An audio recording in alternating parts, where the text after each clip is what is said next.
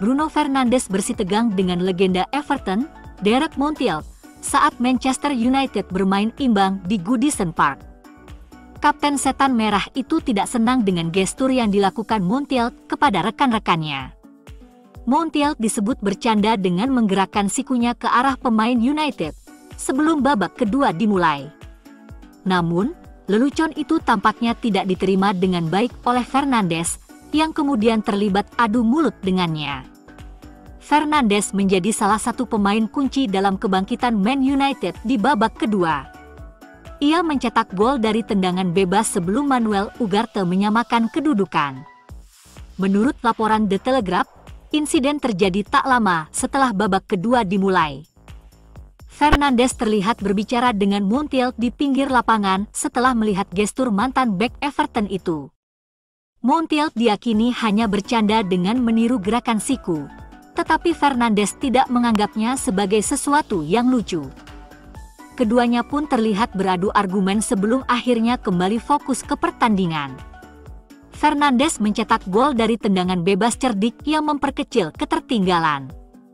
Dia melakukannya lewat tendangan bebas jenius yang membuat kiper Everton Jordan Pickford yakin dia akan melepaskan tendangan yang melewati tembok sebelum melepaskan tembakan keras ke sudut jauh yang membuat kiper Toffees itu tercengang. Setelah laga, Fernandes mengakui bahwa timnya tidak memulai pertandingan dengan baik. Ia menegaskan bahwa United harus meningkatkan standar permainan mereka. Bruno Fernandes kini telah mencapai 2 digit dalam jumlah gol dan assist di setiap musim penuhnya untuk Man United di semua kompetisi. Ia melakukannya sejak musim 2020-2021 dengan 28 gol dan 18 assist. Musim 2024-2025 ini ia telah mencetak 10 gol dan 12 assist.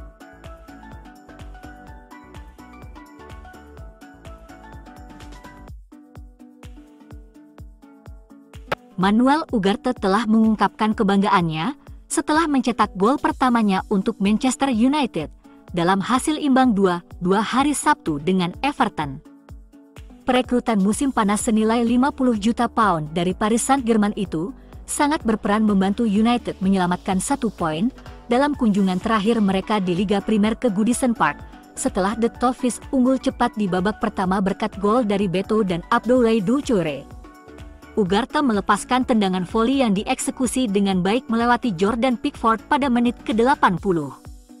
Ugarte berkata tim ingin membawa pulang kemenangan, tetapi itu tidak terjadi. Ugarte merasa senang dan bangga dengan gol pertamanya di MU. Gelandang bertahan MU mengajak rekannya fokus pada laga yang berikutnya. Manuel Ugarte mencatat statistik yang memuaskan lawan Everton. Ia memiliki akurasi umpan sebesar 91% dengan total 65 sentuhan. Ia juga mencatat 9 aksi bertahan, 6 kali merebut bola, 6 kali duel darat dimenangkan, 3 kali tembakan, 2 kali dribble berhasil, 2 kali tackle berhasil dimenangkan, 1 kali intersepsi dan 1 gol.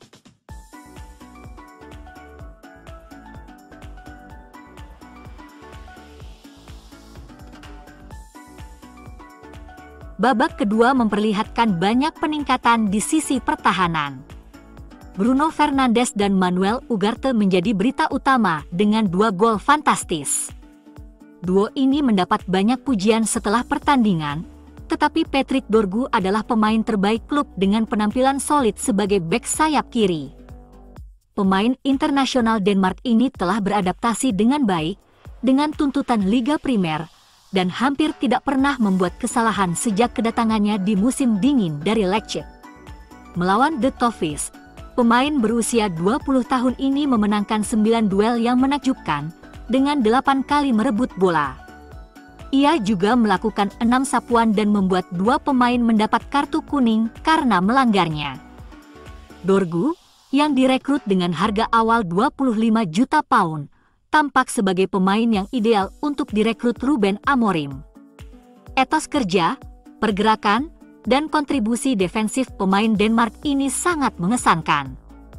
Semoga saja klub dapat mendatangkan pemain serupa di musim panas untuk membantu Amorim. Mengingat Diogo Dalot di sayap berlawanan, sudah sangat tidak ideal bagi sistem Amorim. United tetap berada di posisi ke-15 dalam klasemen Liga setelah bermain imbang 2-2 di Goodison. Klub tersebut harus mengakhiri rentetan tanpa kemenangan mereka di Liga saat menjamu Ipswich Town pada Rabu malam. Setan merah kurang tajam dalam beberapa bulan terakhir. Butuh kecemerlangan individu dari Fernandes dan Ugarte untuk mengamankan hasil imbang kemarin.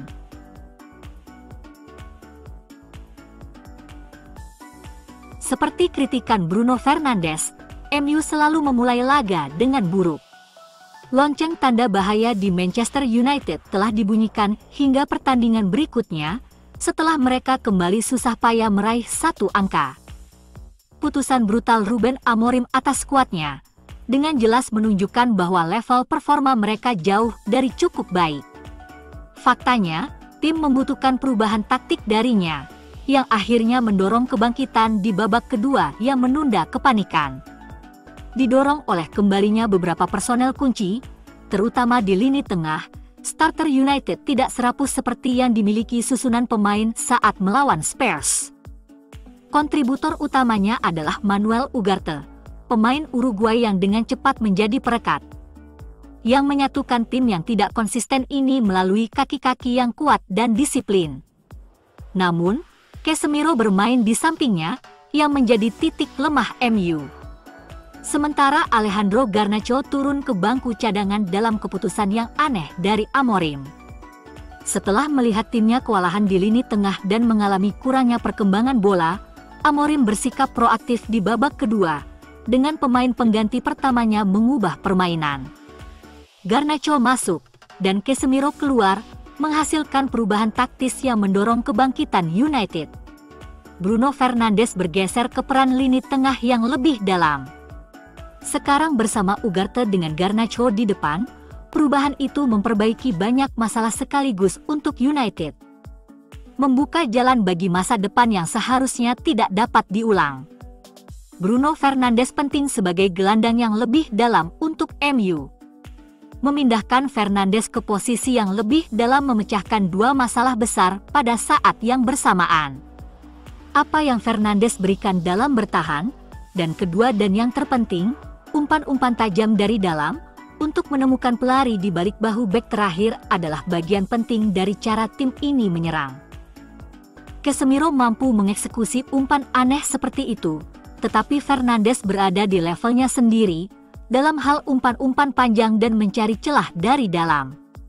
Bagi pemain itu juga, bermain lebih dalam memberinya ruang dan waktu menguasai bola yang ia butuhkan agar efektif karena ia bukan seseorang yang mengalahkan orang lain saat menggiring bola atau berlari melewati mereka dengan kecepatan tinggi.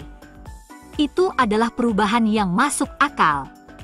Tidak ada jalan lebih baik dari itu. Fernandes harus bermain bersama Ugarte sebagai poros pilihan pertama.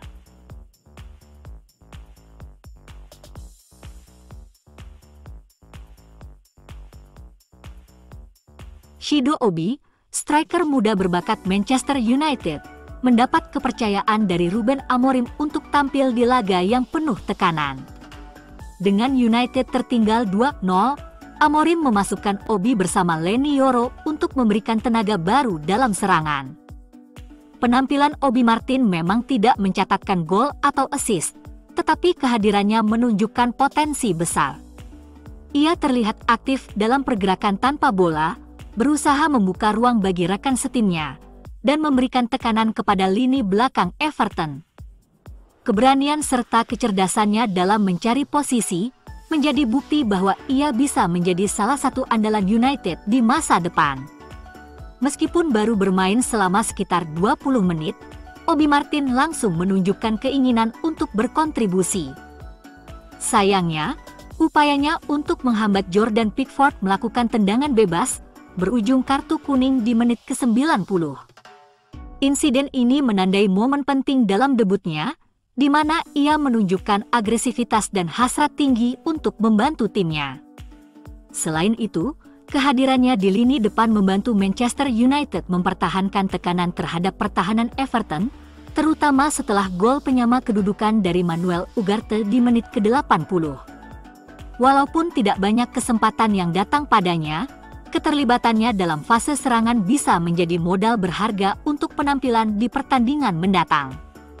Ia mengisi kotak penalti dengan baik, dan tampak seperti pemain yang siap memasukkan bola ke kotak penalti saat ada peluang. Meskipun masih berkembang, naluri alami dan posisi Obi menunjukkan bahwa ia bisa menjadi ancaman nyata di depan gawang. Jika ia terus berkembang dengan kecepatan ini, tempat di tim utama Manchester United bisa segera diraihnya.